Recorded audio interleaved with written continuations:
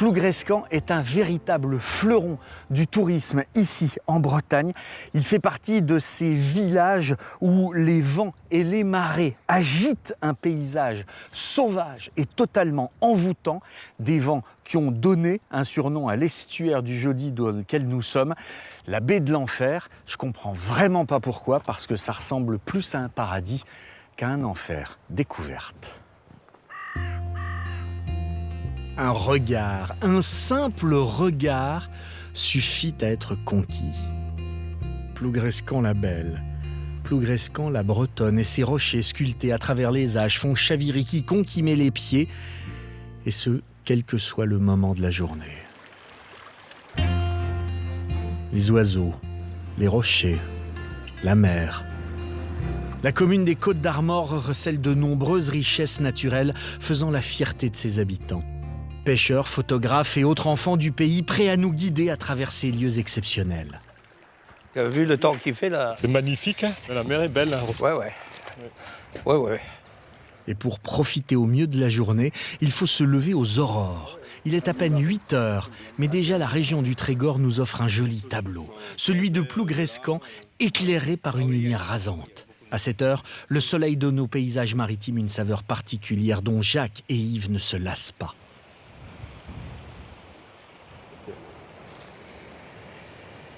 Ici, pour nous, c'est le paradis. De toute façon, on voit que les gens, ils sont en admiration devant ça. Ouais. Quand on est à Castelmeur, c'est formidable. La lumière, la mer, les rochers, c'est quelque chose de marquant pour moi. C'est mon coin, quoi. Yves a passé toute sa jeunesse à Plougrescan. Ses parents vivaient dans une maison en granit et en tuiles rouges, faisant corps avec le paysage rocheux. Alors forcément, revoir tout cela lui rappelle de nombreux souvenirs. Bon, à cette époque-là, on n'avait pas beaucoup d'argent, mais quand même, on vivait heureux, puisqu'on était dans un cadre magnifique. Et ici, les enfants, on était quand même libres, on n'était pas bridés par quoi que ce soit. Jacques et Yves connaissent le coin comme leur poche. D'ailleurs, ils ont leur lieu de prédilection, comme la pointe du château. D'ici, on domine une bonne partie de la côte bretonne. On a une vue panoramique sur le rocher de Saint-Gonéry, les Hauts-de-Bréa, l'île d'Air, Pleubian. La vue est splendide, les éclairages sont changeants, c'est magnifique.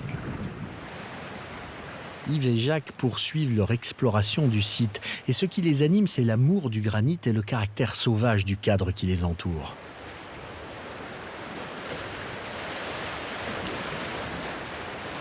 Le bruit de la mer, c'est envoûtant ici.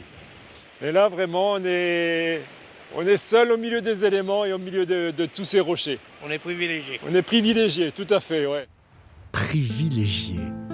Un mot que chaque rocher semble nous murmurer lorsqu'on arpente la côte de Plougrescan. Alors on en profite. Et certains font même le plein d'images à la faveur d'une éclaircie. C'est nickel. À quelques centaines de mètres de la pointe du château, Xavier, lui, se promène à la recherche de jolies vues. Et pour le coup, le photographe amateur est bien servi. Là, comme diraient mes filles, c'est une carte postale. C'est vert, c'est bleu, c'est minéral. Le granit est presque rose quand on cherche bien. Mais c'est aussi angoissant parce qu'on ne sait pas si on va partir à gauche après ou à droite. Tellement il y a de possibilités. Et il n'y a qu'ici qu'on a ça. Parmi les nombreux endroits qu'il se plaît à immortaliser, Xavier a une préférence pour une splendeur de la nature. Un site unique attirant les foules. On le surnomme le rocher du gouffre. À marée basse, ce point culminant de la côte, érodé par la houle, donne quelque peu le tournis. Ça, c'est la vue la plus belle qu'on puisse avoir sur le large à Plougrescan. On n'est pas grand-chose au milieu de tout ça. Pour Xavier, ici, on ne fait pas que s'en mettre plein les yeux. Tous les sens sont en éveil. Et pour apprécier au maximum ce moment où le temps semble s'arrêter, Xavier a une technique aussi simple qu'efficace. C'est écouter. Juste le rythme. Comme il y a toujours un petit peu de houle, ça bouge toujours un peu autour des cailloux. Donc il y a toujours ce petit bruit. Vous entendez?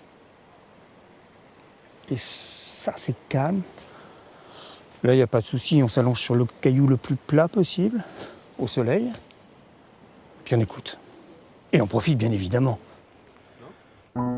Après avoir fait le plein de cet air iodé, Xavier quitte le bord de mer pour découvrir le bourg de Plougrescant, au cœur duquel on trouve un monument célèbre dans la région pour son originalité. Bonjour Jean-Pierre. Bonjour Xavier. Tu vois? C'est quand même magnifique. Hein. Et là, lorsqu'on lève les yeux au ciel, c'est un peu un mirage qui se dresse face à nous. C'est la tour de Pise bretonne. Le bon mot de Xavier est plutôt de circonstance, car la flèche de la chapelle de Saint-Gonéry a bel et bien la singularité d'être penchée suite à l'affaissement de sa charpente. Mais pas de quoi déplaire aux habitants tels Jean-Pierre, bien au contraire. Les habitants de Plougrescant ont accepté ce problème, ils ont fait réparer, mais ils ont toujours dit la flèche doit rester inclinée. Et même en 1960, ils ont fait une pétition pour que la flèche reste inclinée. C'est une belle invite pour que les gens s'arrêtent et viennent visiter. Ouais, quand même. Il ne faut pas hésiter à entrer dans cette chapelle, car sa voûte arbore de splendides fresques religieuses propices à l'imagination. Et il existe un autre lieu inspirant pour notre photographe. Le cimetière à bateau. Ici, on plonge volontiers dans un univers fait de vieilles carcasses qui voguaient autrefois au large de Plougrescant, et on a parfois la chance d'y rencontrer un vieux loup de mer. Tiens, salut Xavier. Salut Roland. Qu'est-ce que tu fous là, toi? Bah écoute, regarde. Non, je fais des photos comme d'hab. Ah ouais. Ah non, attends, c'est trop joli ici. Alors celui-ci, quand moi j'étais gamin, Ouais, je l'ai vu arriver ici. ouais, c'est moi qui l'ai amené là. Roland s'est chargé de conduire à bon port ces vieux navires, une mission qui lui tenait d'autant plus à cœur qu'il a souvent vogué avec eux durant sa carrière. Alors forcément, revenir ici et revoir ses compagnons d'autrefois ne peut qu'émouvoir le vieux pêcheur. Là, ça va maintenant, puisque ça fait des années et des années que c'est du passé. Mais au début, je venais jamais, hein, jamais. Trop dur, trop de souvenirs. Une émotion, quoi. Hein. C'est sûr, ça tourne là-dedans, tu vois, les souvenirs avec tous les gars, tout ce qu'on a fait. Et puis, c'était pas que des mauvais souvenirs. Hein. Ça, tous ces bateaux-là, c'était ma vie. Hein.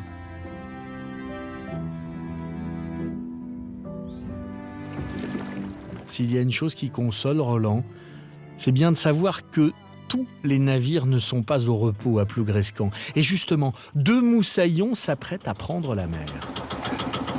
C'est parti mon kiki. Lorsqu'on perd de vue Jacques et Yves, la solution pour les retrouver est souvent de regarder vers l'océan. Ton casier, il est derrière ou en haut? Il est là-bas, En haut, au d'accord. nord de Pelvin. Car c'est bien ici, entourés par leurs précieux rochers, par l'océan et les goélands, que nos 2 Bretons se sentent dans leur élément. La paix, la tranquillité, le silence. La mer, j'ai passé ma vie dessus alors. Donc, ma foi, on dit que quand on a fait un métier, on en a ras-le-bol, mais pas moi. Non, moi je me plais en mer, été comme hiver. Jacques et Yves se dirigent vers leurs casiers respectifs avec l'espoir d'y trouver des araignées et quelques autres crustacés. Mais la pêche n'est pas toujours miraculeuse. Et ailleurs, c'est pas aujourd'hui qu'on va manger du homard. Chou blanc pour le pêcheur, mais heureusement une surprise l'attend dans le second casier. Ah, ça vaut le coup. Un homard bleu de Bretagne. Il y a un bon petit repas pour une personne. On est des goinfres, nous. Et la pêche sera décidément une réussite car la chance sourit aussi à Jacques. Tous les 2 ne peuvent qu'être ravis. La mer est belle, il fait beau, il y a du soleil et puis on a bien pêché. Donc un homard, ça va faire plaisir à la maison. Allez. Il est temps de rentrer, oui, car le soleil ne tardera pas à décliner, offrant alors un spectacle extraordinaire.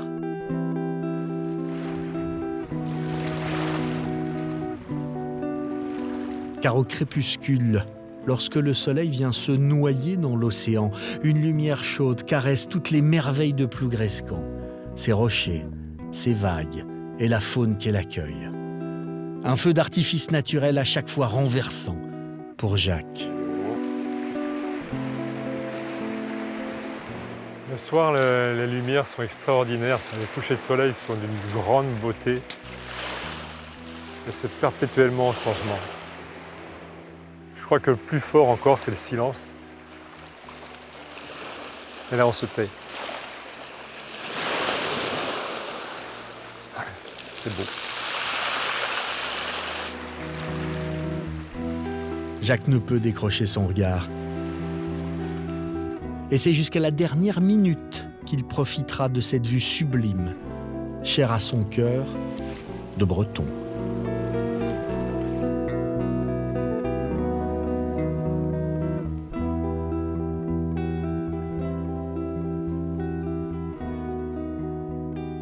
Eh, franchement, c'est pas beau. Quand je vous parlais de cette Bretagne qu'il faut découvrir, vous avez vu les couchers de soleil qu'il y a ici. Le soleil se couche très tard ici et ça donne évidemment des visions exceptionnelles.